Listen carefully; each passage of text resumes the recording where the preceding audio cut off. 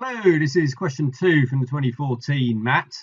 Let A and B be real numbers. Consider the cubic equation that show that if x is 1 is a solution to that equation and B lies in that range. Right, so we've got x is 1. Let's put it in. 1 plus 2b minus a squared minus b squared equals 0. I'll multiply by minus 1 just to get a better look at those squared terms. Much prefer having the higher powers being positive. Right, so we've got all of that, and we want to get a look at B. So we're going to want to factorize the B, and we're going to have to complete the square because we've got that minus 1 there, which doesn't really help. So we've got a squared plus b minus 1 all squared. Then we have to take off 1 for that completing the square, then take off another 1, so that'll be minus 2. And okay, you can see where we're going now. We've got two numbers that are greater than or equal to 0, and then we've got this minus 2. So if we write it this way, equals 2, then we've got these two numbers which have to be in the range 0 to 2. So therefore, b minus 1 all squared has got to be less than or equal to 2. So we're going to get two different bits because we're going to change the inequality around depending on whether we've taken the positive or the negative square root. So we're going to have b minus 1 has got to be less than or equal to root 2, or b minus 1 has got to be greater than or equal to minus root 2, and then we add the 1 on, and then we're getting exactly what they want. Right, so show that there is no value of b for which x is 1 is a repeated root. Right, show there's no value of b for which that is a repeated root. Right, if we've got a repeated root for x is 1, we're going to have x minus 1 squared. That's how we get a repeated root. And then we'd have some other root at c, say, since we haven't used the letter c. So that would be our cubic if we had a repeated root at 1. So I suppose we just need to show that we can't get a value of c or b or something which is going to make this happen. So I'll expand this out and compare it to this. So we'll have x squared minus 2x plus 1 multiplied by x minus c. So x cubed minus 2x squared minus cx squared minus, what am I doing? Plus 2cx plus x minus c, that's 6 terms, and it is equal to 0. So we can compare coefficients on these things, and we can say for x squared then we've got 2b in the original one, which has got to be minus 2 minus c. We've got a minus a squared has got to be equal to 2c plus 1, and we've got that c is equal to b squared. Right, okay, so we've immediately got these two. We can forget about the one with a in and just deal with this. That should be enough, I reckon. So we put b squared in there, so we're going to end up getting b squared plus 2b plus 2 is equal to 0. So look at our b squared minus 4ac, certainly put that in inverted commas considering the number of a, b's and c's we got around. And that gives us 4 minus 8 less than 0. So we've got no real solutions. Right, okay, so that dropped out. Fine. Part 3, last part of the question. Get a clean sheet in. Given that x is 1 is a solution, find the value of b for which that cubic has a repeated root. Okay, so we're more or less doing the same thing again here then.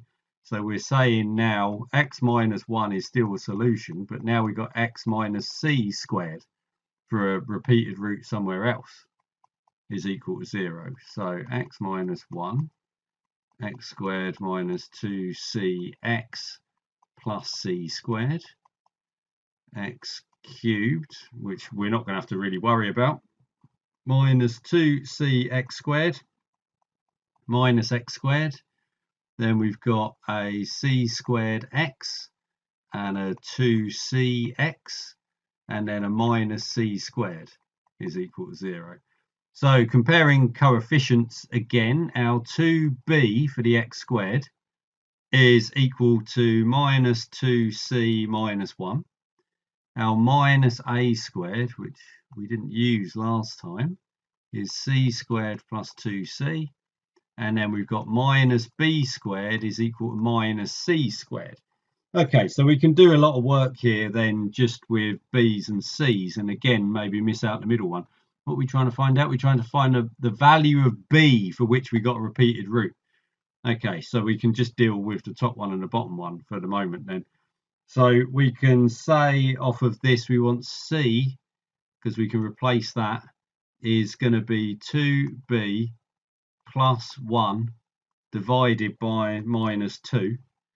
And then we can drop that into the bottom one and then see what we end up getting. So we've got minus b squared is equal to minus c squared. So minus 2b plus 1 over 2, well, minus 2 squared, but that isn't really going to matter.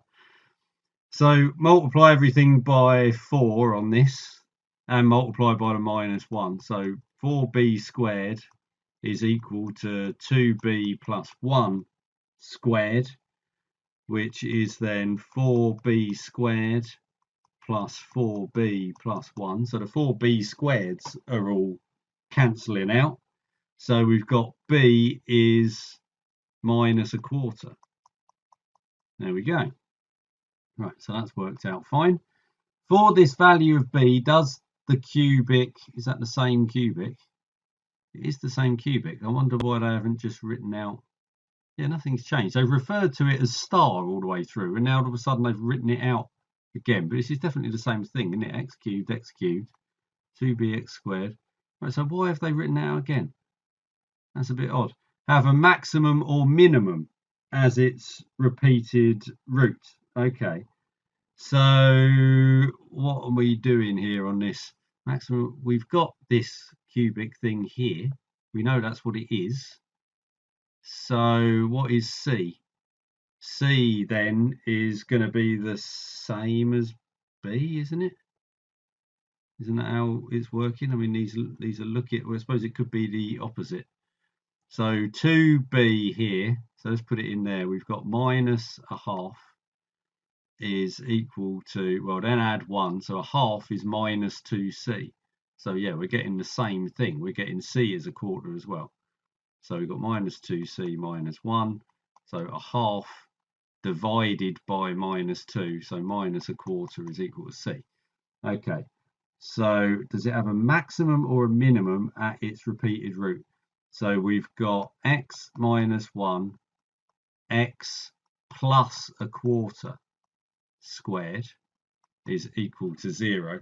So we've got roots at x equals 1 and then x is equal to minus a quarter. So this is our repeated root there, and it's a positive cubic. So we've got something which is looking like we've got a repeated root here and we've got a single root there, and it's a positive cubic, so it must be doing that. So we must have a maximum. That's our only way of fitting everything together. Right, okay, that was a relatively straightforward question, I would say, as math questions go. It's certainly easier than question 2 on some of the previous couple of papers. Yeah, so I would say that was fairly friendly, that one.